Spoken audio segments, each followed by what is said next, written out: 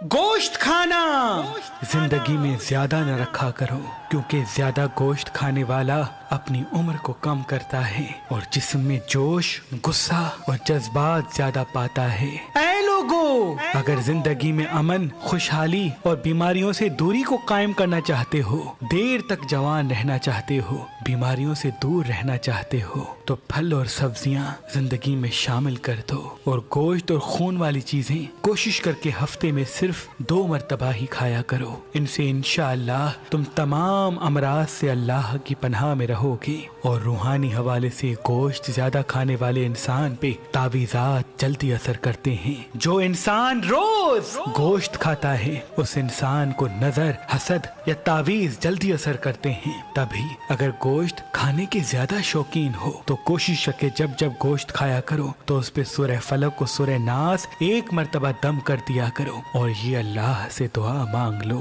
کہ اے میرے اللہ، مجھے تمام مخلوقات کے شر سے اپنی پناہ میں رکھ۔ انشاءاللہ تم تمام امراض سے اللہ کی پناہ میں رہو گے۔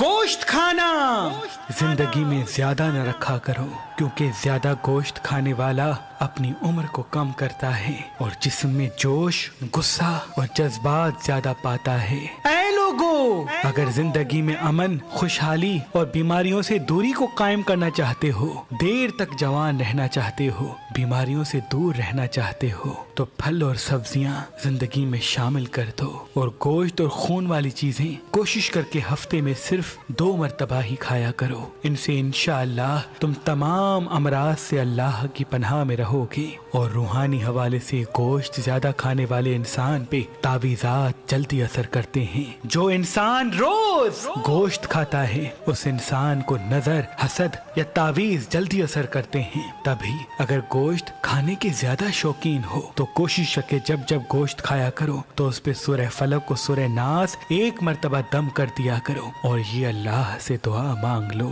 کہ اے میرے اللہ، مجھے تمام مخلوقات کے شر سے اپنی پناہ میں رکھ۔ انشاءاللہ تم تمام امراض سے اللہ کی پناہ میں رہو گے۔